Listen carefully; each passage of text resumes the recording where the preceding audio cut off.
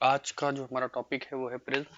तो हम आज प्रिज्म के बारे में थोड़ा डिटेल में स्टडी करेंगे। प्रिज्म क्या होता है? तो प्रिज्म सिंपल सा क्या है कि आपके पास तीन रेक्टेंगुलर फेसेस होते हैं जिनको आपने इस शेप में, ट्रायंगल की शेप में बना रखा है, जिसमें एक फेज आपकी ये है, ठीक, एक फेज आपकी ये हो जाएगी और ये आपकी होगी थर्ड फेज, ठीक। इन तीनों फेसेस पे का आपने क्या क्या कॉम्बिनेशन रखा है। अब ये अंदर से हॉलो भी हो सकता है और सॉलिड भी हो सकता है, तो यहाँ पे हम सॉलिड मान के चलते हैं, ठीक।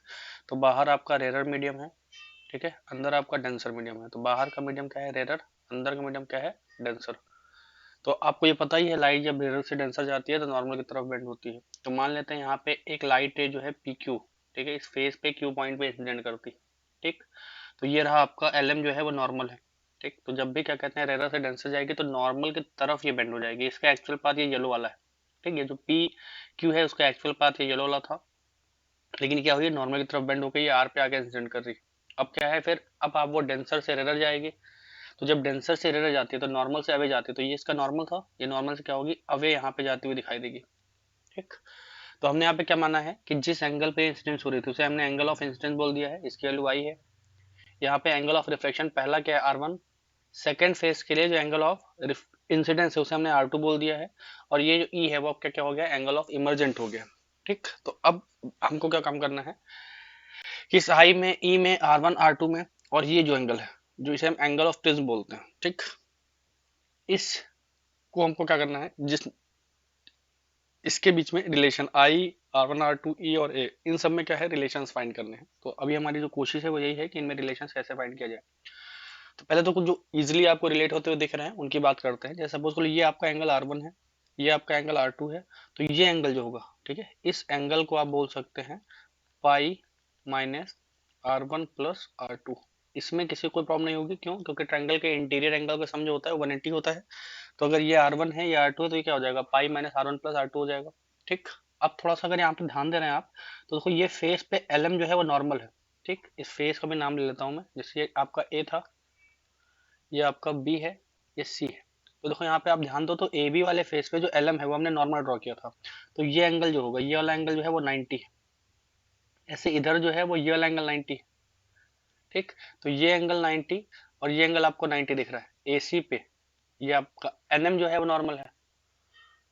तो यहाँ पे आपको देखो ये दोनों एंगल 90 दिख रहे हैं। तो अगर ये दोनों एंगल 90 हैं तो ये एंगल 90, ये एंगल 90, और क्वाड्रिलेटरल बात करें, अगर यहाँ पे हम क्वाड्रिलेटरल देख ले, क्वाड्रिलेटरल कौन सा लिया हमने, ए क्यू एम और आर, ये जो क्वाड्रिलेटरल है ए क्यू एम आर, इस क्वाड्रिलेटरल में आपको एक बात दिख रही होगी कि जो एंगल ए प्लस ये जो एंगल 90 था प्लस ये वाला जो एंगल एम था और प्लस ये वाला जो एंगल 90 है, इनका सम कितना हो जाएगा, 360 हो जाएगा, ठीक। तो यहाँ से आप देख सकते हैं जो एंगल ए की वैल्यू होगी, एंगल ए जो होगा वो क्या हो जाएगा, ये 90 90 180 होगा, इधर सब्ट्रैक्ट होकर बचेगा 180 माइनस का एंगल एम। अब यहाँ पे एंगल एम की वैल्यू कितनी होगी आप देख लो, एंगल एम कितना था, 180। पाई को हम 180 भी लिख सकते हैं, तो पाई को हमने यहाँ पे 180 लिख दिया, 180 माइनस का R one plus R two. तो आप क्या देखेंगे यहाँ पे 180 से 180 क्या हो जाएगा, कैंसिल आउट हो जाएगा। इस 180 से ये 180 जो है वो कैंसिल आउट हो जाएगा, तो आ जाएगा R one plus R two. तो आपको ये पता चल गया कि यहाँ पे जो एंगल ए है वो आपका क्या है, R one plus R two के इक्वल है। तो एक ये रिलेशन आपके साथ आ गया, ठीक है। ये इंपॉर्टेंट रिलेशन है, किसी भी ट्रायंगल में जो एंगल ऑफ प्रिज्म होता है, एंगल ऑफ प्रिज्म जो है वो, ये जो इंटीरियर रिफ्लेक्टिव एंगल्स होते हैं उनके सम के इक्वल होता है। तो मान के चल रहा हूँ ये चीजें आपको यहाँ पे क्लियर हुई होंगी, इसमें कोई समस्या नहीं होगी। तो मैं यहाँ पे ये हटाता हूँ पहले, तो ये आपका क्या था, आर वन, और इस वाले एंगल को हमने क्या बोला था, अब एक रिलेशन तो ये क्लियर हो गया। अब नेक्स्ट रिलेशन की बात करते हैं, तो उसको थोड़ा ध्यान से समझने की कोशिश करते हैं। तो दूसरा रिलेशन क्या है वो देखते हैं। जैसे आप ध्यान दो कि ये पूरा एंगल आई है, तो इधर ये पूरा एंगल जो होगा वो भी क्या हो जाएगा, आई हो जाएगा। अगर ये पूरा एंगल ई है तो ये पूरा एंगल भी क्या हो जाएगा, ई हो जाएगा, ठीक। इसमें कोई समस्या आपको नहीं होगी। तो अगर ये पूरा एंगल आई है और इसका छोटा सा पार्ट हमने आर वन निकाल लिया, तो ये जो एंगल बचेगा वो क्या हो जाएगा, ये हो जाएगा आई माइनस का आर वन। और यहाँ पे ये जो छोटा सा पार्ट होगा, ये जो पार्ट होगा वो हो जाएगा आई माइनस का आर टू। इसको आप देखो, क्लियर करो, फिर मैं एक्सप्लेन करता हूँ फिर से इसको। ठीक, मैं थोड़ा सा इस ट्रायंगल को कॉपी कर लेता हूँ क्योंकि ये हमारे लिए वो ये पूरा ट्रायंगल अभी मुझे बाद में फिर से यूज करना पड़ेगा, तो इसको मैं रख लेता हूँ पहले तो अलग से।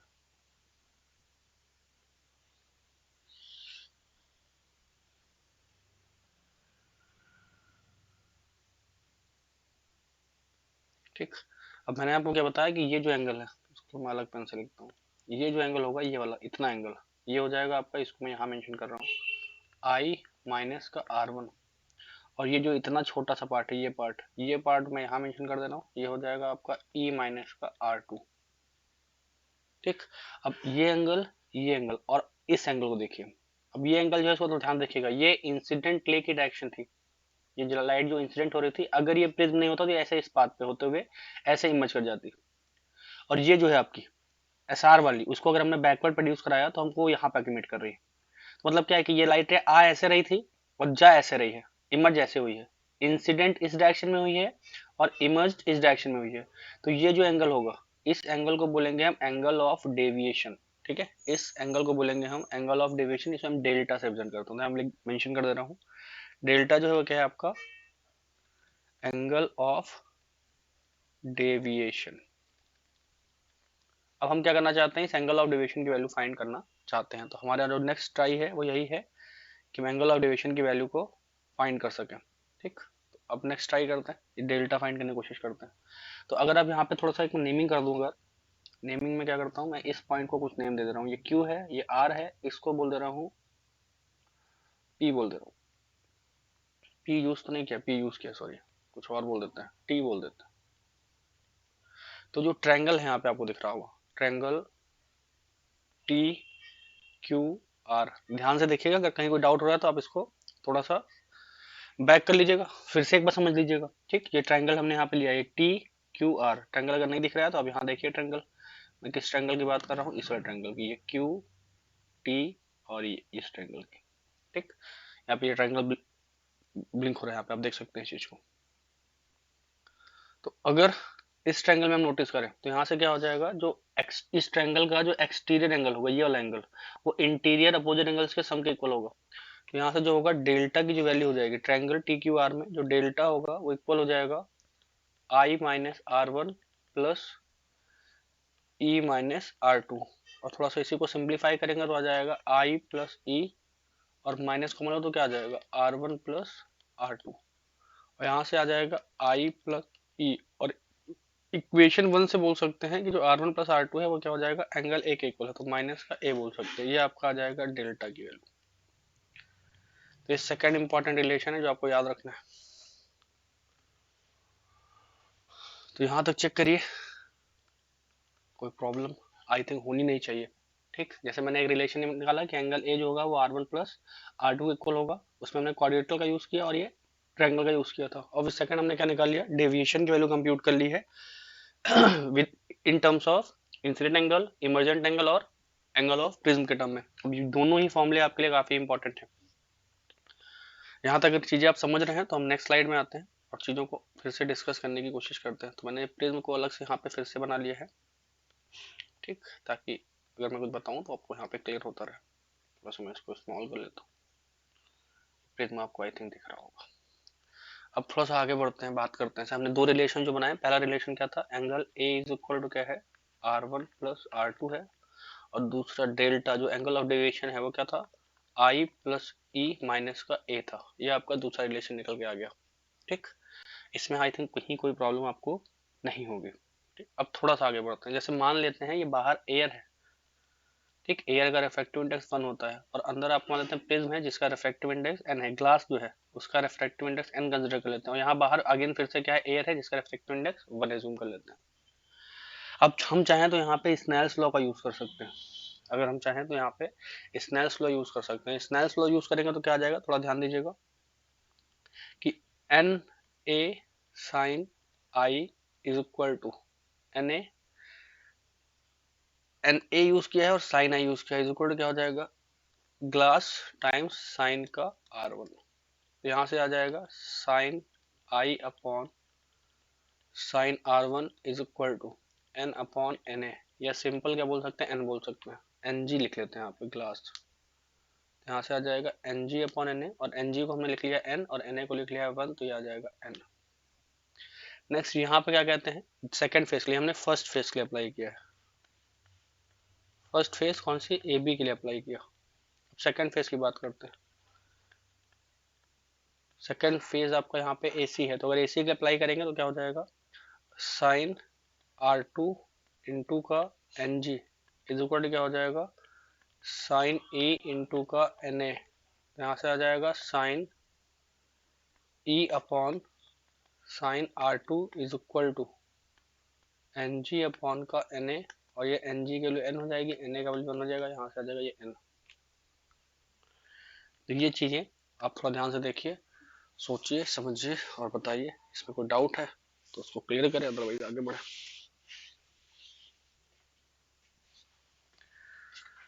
तो एक बार जल्दी से चेक कर लीजिए, ये हमारे दो रिलेशन आ गए, पहला आ गया, ये दूसरा रिलेशन आ गया, ठीक है। अब थोड़ा सा इसमें आगे बात करते हैं, ठीक है। जैसे जो डेविएशन निकल के आया, ये डेविएशन जो है थोड़ा सा इंपॉर्टेंट पार्ट है, ठीक है। मेन बात जो हमको यहाँ डिस्कस करनी है वो डेविएशन की डिस्कस करनी है। तो थोड़ा सा हम ये देखना चाहते हैं कि ये जो डेविएशन है इसकी वैल्यू मिनिमम कब होगी, ठीक है। मिनिमम डेविएशन वो कब मिलने वाला है, तो उसको मैं अलग स्लाइड में करता हूँ। मैं यहाँ पे बात करने जा रहा हूँ डेविएशन की। डेविएशन मतलब मिनिमम डेविएशन की, ठीक। तो डेविएशन मिनिमम कब होगा, हमने फॉर्मूला देखा डेविएशन क्या था, डेल्टा इज इक्वल टू क्या दिया हुआ है, आई प्लस ई माइनस का ए दिया हुआ है। हमें क्या करना है, डेविएशन को मिनिमाइज करना है। तो डेविएशन को मिनिमाइज करने का तरीका क्या था, हमने इस फॉर्मूले को एक दूसरे फॉर्मेट में लिखा। दूसरा फॉर्मेट कैसा है, जैसे हमने पढ़ रखा है कि a प्लस बी का जो होल स्क्वायर होता है वो क्या होता है, A square plus B square plus two A B, और ऐसे ही एक होता है a माइनस बी का whole square is equal to A square plus B square minus का टू ए बी। मतलब अगर a माइनस बी का होल स्क्वायर का लिखा हो उसको हम ऐसा राइट कर सकते हैं, या अगर आपको ए स्क्वायर प्लस बी स्क्वायर चाहिए, यहाँ ध्यान दो, अगर ए स्क्वायर प्लस बी स्क्वायर चाहिए तो क्या लिख सकते हैं, ए माइनस बी का होल स्क्वायर और प्लस का टू ए बी, ऐसा राइट किया सकता है A square plus B square को। आप चाहें तो ए माइनस बी के टर्म में राइट कर सकते हैं, आप चाहें यहाँ से ए प्लस बी के टर्म्स में भी राइट कर सकते हैं। लेकिन जब ए प्लस बी लिखेंगे तो यहाँ पे टू ए बी जो होगा सब्ट्रैक्ट होगा, और ए माइनस बी लिखेंगे तो टू ए बी जो है वो ऐड होगा, ठीक। तो हमने क्या किया यहाँ पे, ये जो ए स्क्वायर है, ए स्क्वायर के प्लेस पे हमने क्या लिख दिया, रूट आई का स्क्वायर, और बी के प्लेस पे डाल दिया है रूट ई का स्क्वायर। देखो क्या हो जाएगा, ये आई प्लस ई, आई प्लस ई को लिख सकते हैं रूट आई का स्क्वायर और प्लस रूट ई का स्क्वायर। तो आई प्लस ई को हम लिख सकते हैं root I minus root E का होल स्क्वायर प्लस का two root I into root E. तो वही यहाँ पे लिखता हूँ, डेल्टा इज इक्वल हो जाएगा root I minus root E का whole square I plus E के प्लेस पे, और प्लस का two times root I into root E और माइनस का ए। इसमें अगर कोई डाउट है तो आप एक बार फिर से इसको देखिए। तो क्या किया है मैंने, ये आई को मैंने लिखा है रूट आई, तो रूट आई का स्क्वायर हो गया, ए की जगह पे आ जाएगा रूट आई, ए की जगह पे आ जाएगा रूट आई, बी की जगह पे आ जाएगा रूट ई। तो आई प्लस ई को बोल सकते हैं रूट आई का स्क्वायर प्लस रूट ई का स्क्वायर। तो इधर ए के प्लेस पे आ जाएगा रूट आई, बी के प्लेस पे आ जाएगा रूट ई, तो ए माइनस बी है तो root I minus root E, यहाँ भी देखते रहिएगा साथ में, और plus two times root I into root E. तो ये आपका हो जाएगा आई प्लस ई की वैल्यू जो हमने यहाँ पे पुट की, आई प्लस ई की वैल्यू, ठीक। और माइनस का ए तो लिखा ही हुआ था, वो लिख दिया। अब यहाँ पे थोड़ा ध्यान से देखिएगा कि for minimum value of delta, जब डेल्टा की वैल्यू मिनिमम होगी तो ये तीनों टर्म्स आपको मिनिमाइज करने पड़ेंगे। अच्छा ये जो है वो कांस्टेंट है, ए की जो वैल्यू है वो कांस्टेंट है, तो हमें बेसिकली मिनिमाइज करना है इसको और इसको, इनका सम मिनिमाइज करना है, ठीक है। दो नंबर का सम मिनिमाइज करना है हमें, ठीक। अब ध्यान दो, ये तो क्वांटिटी ऐड हो रही है, ये क्वांटिटी जो है two root I into root E, ये जो है वो ऐड हो रही है, और ये स्क्वायर है, ठीक। ये देखो ये क्या है, ये दोनों मल्टीप्लीकेशन है, यहाँ पे क्या है, ये इसका होल स्क्वायर है। तो अगर इन दोनों का सम आई प्लस ई जो है उसकी वैल्यू अगर आपको मिनिमाइज करनी है, जिसको हमने लिखा है root I minus root E का whole square plus two root I into root E, तो यहाँ पे सिंपल क्या हो जाएगा, ये जो स्क्वायर है रूट आई माइनस रूट ई, इसकी जो मिनिमम वैल्यू होगी, जैसे ये वैल्यू हमेशा क्या होगी, greater than equal to zero होगी, तो इसकी मिनिमम वैल्यू क्या हो जाएगी, root I minus root E की जो मिनिमम वैल्यू होगी वो जीरो हो जाएगी। तो हमने क्या किया, इस इक्वेशन में क्या किया है, हमने इस वाले टर्म को मिनिमाइज कर लिया सिर्फ, क्योंकि यही टर्म क्या होगा, पूरे टर्म्स को मिनिमाइज कर देगा, क्योंकि यही जो है मेन इंपैक्ट डाल रहा है टर्म पे, क्योंकि ये स्क्वायर है। ये क्वांटिटी ऐड हो रही है, सब्ट्रैक्ट हो रही है तो ये क्वांटिटी को मिनिमाइज कर रही है, तो हमने इसको यहाँ पे इग्नोर किया है, इस वाली क्वांटिटी को हमने क्या किया है, मिनिमाइज किया है, तो यहाँ से आ जाएगा root I is equal to root E, और वैल्यू यहाँ से आ जाएगी I is equal to E. तो व्हेन आई ई के इक्वल हो जाएगा, I is equal to E हो जाएगा, डेल्टा क्या हो जाएगा, वो डेल्टा एम हो जाएगा, डेल्टा जो होगा क्या हो जाएगा, डेल्टा एम हो जाएगा। अब यहाँ से थोड़ा सा और फॉर्मूला जो है उसको थोड़ा सा एक दूसरे फॉर्म में लिख लेते हैं, तो फॉर्मूला जो है वो बन जाएगा आपका डेल्टा एम इज इक्वल हो जाएगा, यहाँ पे आई और ई दोनों सेम हो जाएंगे, तो आ जाएगा 2i माइनस का ए। तो ये ध्यान रखेंगे, for minimum deviation, for minimum deviation I is equal to होता है ई। आई थिंक ये चीज आपको एकदम क्लियर होगी, इसमें कोई समस्या नहीं है, ये भी एक बार चेक करो जल्दी से।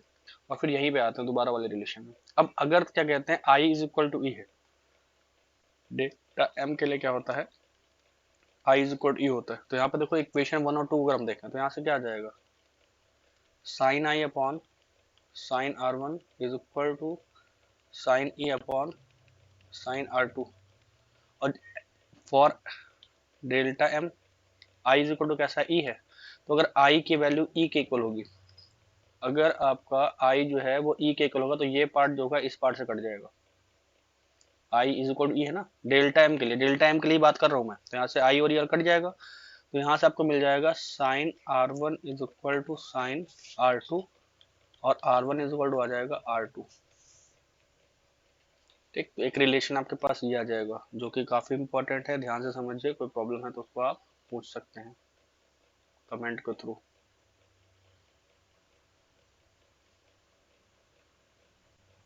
तो अभी तक जो हमने पढ़ा एक बार उसको एक बार फिर से देखते हैं।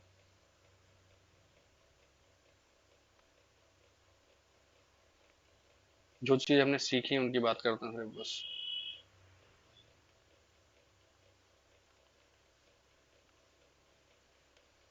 तो यहाँ पे हम बात कर रहे हैं सबसे पहले तो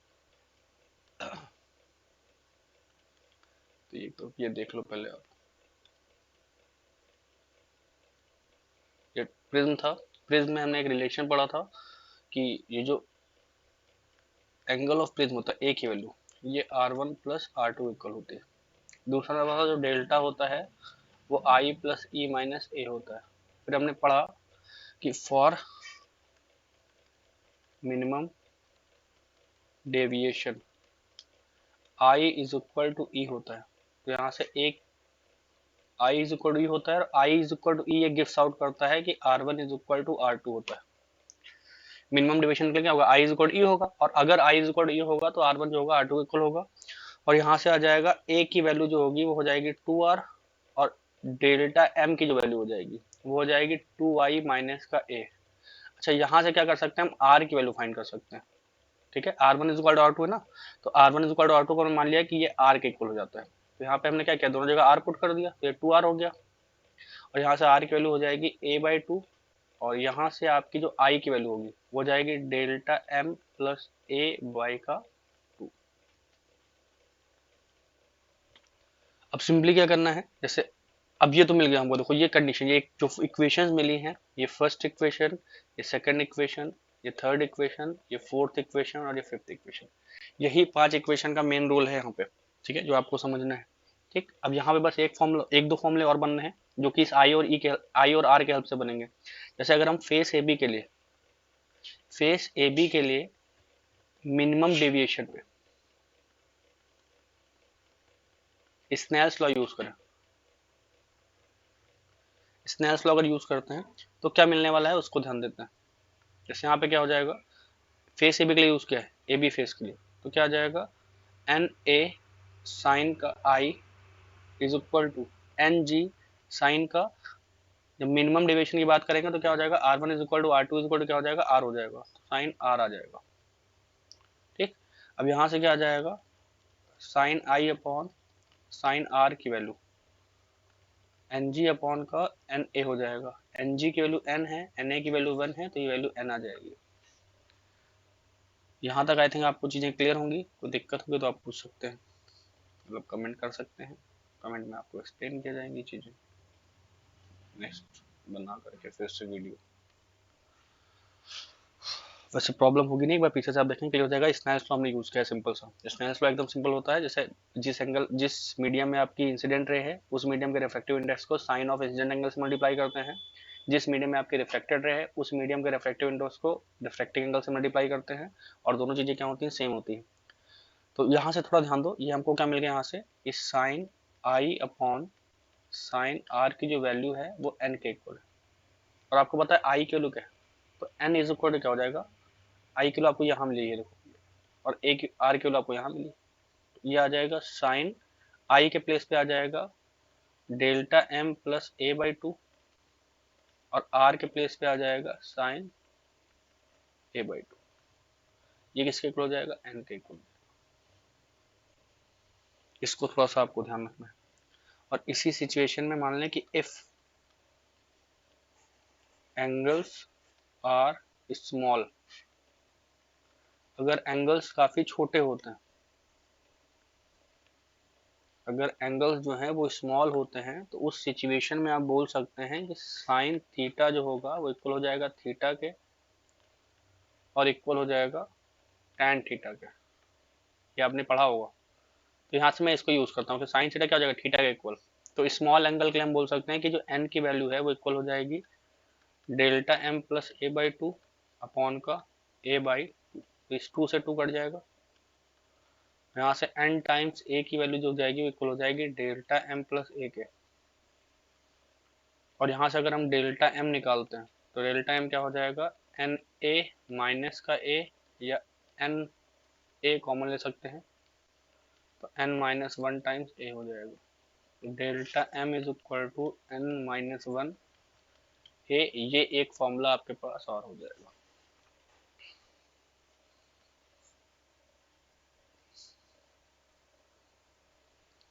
यहाँ तक चीजें मैं मान के चल रहा हूँ क्लियर होंगी, तो एक बार फिर से मैं समराइज करता हूँ ताकि आपको एकदम क्लियर हो जाए।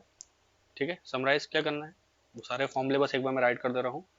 कि पहला फॉर्मूला क्या था, ए जो था वो R one is equal to R two था, सॉरी, ए जो था वो R one plus R two था। दूसरा डेल्टा एम या डेल्टा की जो वैल्यू थी वो क्या थी, आई प्लस ई माइनस का ए था, या इसी को लिख सकते हैं आई प्लस ई माइनस का R one plus R two. तीसरा मिनिमम डेविएशन के लिए, मिनिमम डेविएशन की कंडीशन क्या थी, कंडीशन थी कि आई की वैल्यू ई के इक्वल होगी, और I is equal to E जो है वो गिव्स आउट करता था कि R one is equal to R two होगा, जिसको हमने आर बोल दिया था। तो यहाँ से फॉर्मूला बनता था एक is equal to A is equal to R, और दूसरा delta M is equal to two I minus का ए। और यहाँ से हम कंप्यूट कर सकते थे आर की वैल्यू जो होगी वो ए बाई टू हो जाएगी, और आई की वैल्यू सॉल्व कर सकते हैं यहाँ पे delta M plus A by two जो है वो आपके क्या हो जाएगी, आई की वैल्यू हो जाएगी। अब यहीं से हमने इन्हीं को सिंप्लीफाई करते हुए स्नेल्स लॉ का यूज करते हुए फॉर्मूला बनाया था कि एन की जो वैल्यू हो जाएगी sine delta M plus A by two upon sine A by two हो जाएगा। और नेक्स्ट क्या कहते हैं, इसी को हम और सिंप्लीफाई कर, मतलब इसी में अगर हम एंगल्स को स्मॉल एज्यूम कर लें,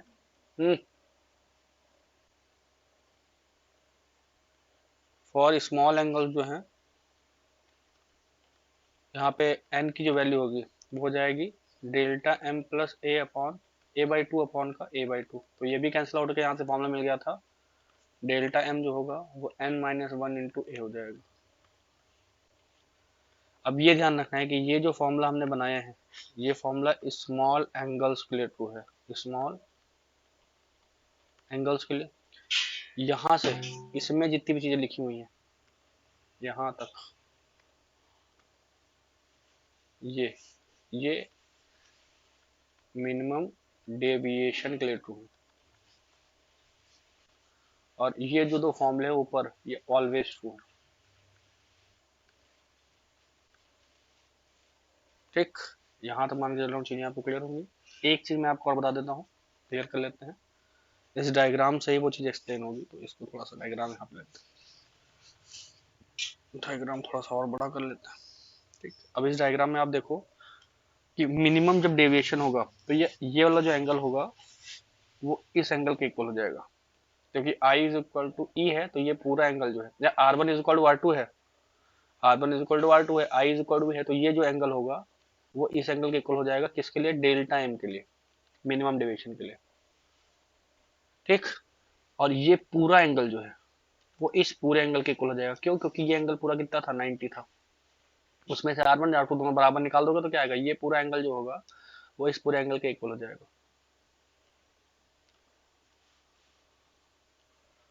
तो अगर ये एंगल इस एंगल के इक्वल हो जाता है, अगर ये वाला एंगल इस एंगल के इक्वल हो जाता है, तो हम ये बोल सकते हैं ये साइड इस साइड के इक्वल हो जाएगी।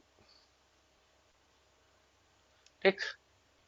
और ये जो लाइन होगी, ये जो लाइन है वो क्या हो जाएगी, इसके पैरेलल हो जाएगी। ये जो लाइन है, ये लाइन जो है वो इस वाली लाइन के क्या हो जाएगी, पैरेलल हो जाएगी। तो ये ध्यान रखना है कि for minimum deviation refracted ray in prism is parallel to base. जो रिफ्रैक्टेड रे है वो पैरेलल टू क्या हो जाएगी, बेस हो जाएगी। ये तभी पॉसिबल हो पाएगा, ये जो एंगल है वो इसके इक्वल तभी हो जाएगा जब, जैसे ये पैरेलल नहीं होगी, ये इसके पैरेलल नहीं होगी, तो ये एंगल इक्वल नहीं होंगे, पहली बात तो। ठीक। तो ये चीज ध्यान रखना है। तो ये जब रे पैरेलल होगी तो ये एंगल इसके इक्वल हो जाएगा, ये वाला एंगल जो है वो इसके इक्वल हो जाएगा, और ये लाइट जो है वो पैरेलल हो जाएगी बेस की। तो ये ध्यान रखना है कि जब भी क्या कहते हैं मिनिमम डेविएशन की बात करेंगे, तो ये जो रिफ्रैक्टेड रे है इन प्रिज्म वो क्या हो जाएगी, बेस के पैरेलल होगी, ये भी बात आपको ध्यान रखनी है। दूसरी चीज एक इसमें और है, वो भी समझ लेते हैं। एक सिंपल सा ग्राफ है। ठीक।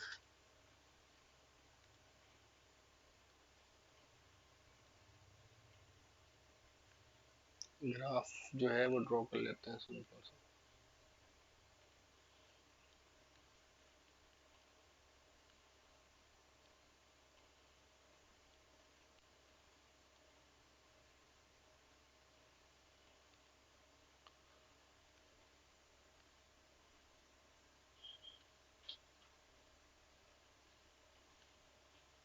ठीक। अब ग्राफ क्या होता है, यहाँ पे मान लेते हैं डेविएशन है, यहाँ मान लेते हैं एंगल ऑफ इंसिडेंस है। तो एंगल ऑफ इंसिडेंस की वैल्यू जैसे जीरो से ज्यादा होगी, डेविएशन की वैल्यू काफी बढ़ेगी, और जैसे जैसे आप एंगल ऑफ इंसिडेंस की वैल्यू को बढ़ाते जाएंगे डेविएशन कम होगा। तो एक पर्टिकुलर एंगल ऑफ इंसिडेंस